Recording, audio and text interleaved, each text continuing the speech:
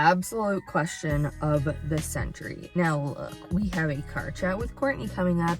If you're new here, sometimes I make these videos. Welcome back to my channel. Hit that subscribe and let's have a little car chat. One thing I love right now is that I'm kind of hidden away because it's a little bit colder out and there's dew on my window, so no one can actually see what I'm doing. But I've been sitting here and I have been trying to research who I'm voting for because it is the provincial elections today, which I need to do before I go to the yoga studio and work. But prior to that, I went and got a Starbucks for this coffee chat and I got a pumpkin spice latte. We are going to talk about how I manifested my car, and I'm going to do it with this fresh face, puffy energy. Why? Because I'm gonna edit this tonight, so I'm ahead of my schedule, and I just don't feel like putting makeup on or anything because I'm getting my period. I know, TMI for some of you, but it shouldn't be because it's normal and it happens to women all around the world. But if you are new here, welcome. I talk about astrology, spirituality, manifestation things, just my life in general. And then I also share astrology videos and how to understand some of the astrology in my cosmic chats that I do. And I'm also like always changing things. So that's why you want to subscribe, because you never know what you're gonna get. Anyway, I want to tell you the story about how I manifested my car. I have a car. I'm sitting in it. This is where we do car chat. Her name is Betty White. She is a 2018 Kia Rio. And I thought about this the other day of why I wanted to share this story, because it's one of those experiences where I can look back and have evidence of like, oh yeah, this is real. Like this is actually a thing and this happens. So we're going to go back to the beginning. All right. So stay tuned. This is going to be a bit of a story. All right. So when I first moved to Vancouver, I did already have a car. Here's a short synopsis of prior to moving to Vancouver. So this is when I had come back from Australia. I went back to Whistler. I had a bunch of money because when I went to Australia, you make more money there. I was saving more money. I was just abundant AF. And also I got all my tax money back from there. So I basically had this like chunk. I think I had like $4,000 I got back. And anyway, I was like, I really want to buy a car, and it would have been my first car that I would have had in BC away from my hometown in Brantford. So my uncle and aunt were selling my aunt's Honda Civic at the time. It was a black 1998, I think, Honda Civic. And I was like, they're like, give us $1,000, you're good to go. This car had been around it's a Honda Civic. Like you guys, you already know. Okay, you already know.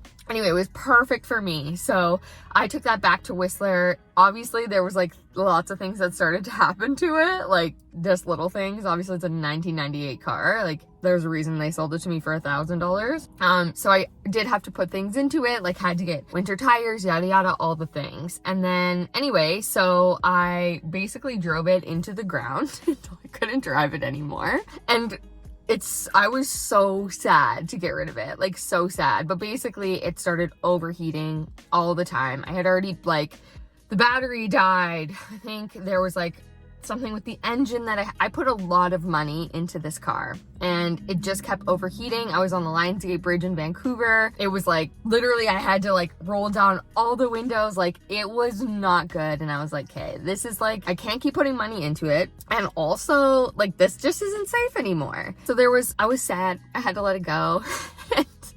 This person like comes to look at it. I was like, tried to see if I could get it traded in. Like, no, like literally it had to get towed out of where I was. Okay. So I basically didn't get like any money for it. And they took the tires that were in the, anyway, I would have done that completely differently now. But at the time I was a little bit younger and I was just like having a lot of car issues, which were just annoying to deal with. So prior to that happening, had already kind of started to think like, okay, well, what would be the car that I would want? And I remember walking out of my apartment downtown one day and there was a white Kia Rio sitting outside, but it was like I think it would have been like a 2000 and maybe like a 15 or 14, like those OG ones. And I was like, I'm gonna have a white Kia Rio just like that. And I felt it in my body. I just knew. I was like, I just know. The process is what is pretty interesting. And this is what I like to revisit to give myself that evidence that, you know, there is a process when it comes to this and you do have to surrender and let go,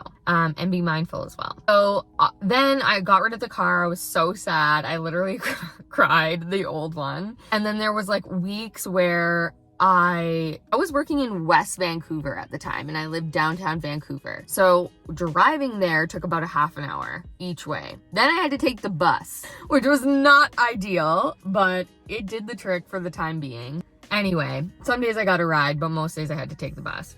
And then I was like, this is just like, ugh. So anyway, it was leading into summer. So in the summertime, I didn't have to go to the school. So I used the summer to kind of like pay things off, like get ahead financially, use that time to, I think I went home. Like it was more of that space of like just feeling into when I was going to get the car, yada, yada. But I knew before September, I needed to have another one because I was not taking the bus and I was working at a new school. I was not taking the bus to this new school. So anyway, I go in, it was like the last week of August, and I was like, okay, this week we're finding a car. So I got to borrow my friend's car to see if I could go to these places. I also took an Evo one day, so expensive, because I was like going to dealerships, like used car dealerships, and there was a few that I looked at. I test drove a lot. And there was one car I kept coming back to at this used car lot. It was a black Kia Rio, but it was souped up.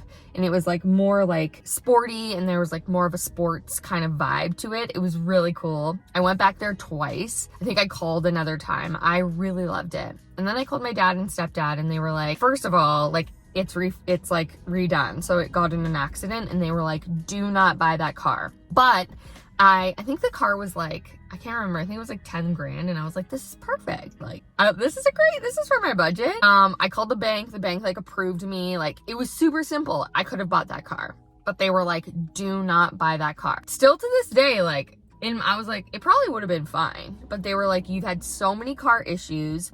Do not buy that car. I really, really liked it. It was really hard because I was like, ugh. So the next day I was like, you know what? Fine. I will go to a dealership and just see what they say. All right. I am when was this? 2018? 32, 30. I think it was 28. I don't know. Can't do math right now. But this girl was like shitting my pants. Literally, I'm like, I was there. I think I blacked out there, actually. And it wasn't this car. It was a different Kia Rio. It was like a blue one. But it was this model. And I was like, oh yeah, it's really nice. Like, I really love the way it drives, yada, yada.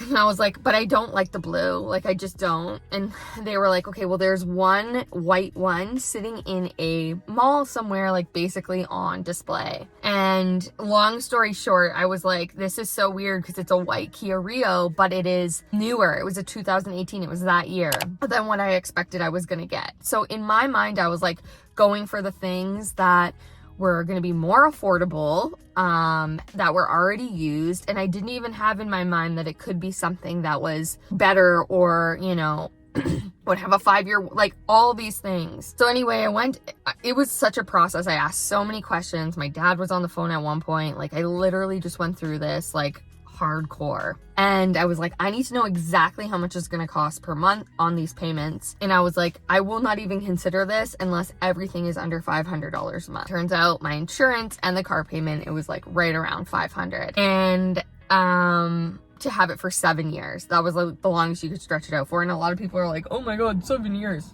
Look, that was me too. I was like, this is the longest relationship I'll have and probably have ever had in my life. All right.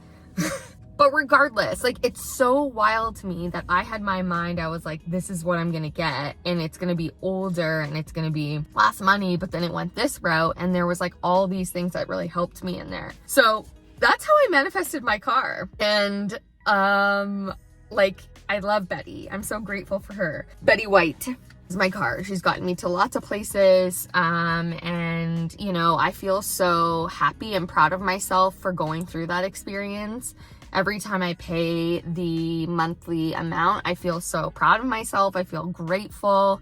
And it's something that I think that it teaches you a lot. Like, having a car will teach you a lot. Let me tell you that. The amount of times that I was on YouTube trying to fix that Honda Civic by myself. I had to pull over on the side of the road and like put some oil in because it was like leaking all the time. Like, and then going into processes like that and like being smart and intelligent and looking like somebody who, yes, I'm like a young girl, but like I wanted to know what I was talking about. Super empowering. And so a lot of people say to me, Courtney, why don't you sell your car if you're having financial issues? No, because I manifested this This is what I committed to, and I will continue to have this. To me, a car is freedom and independence.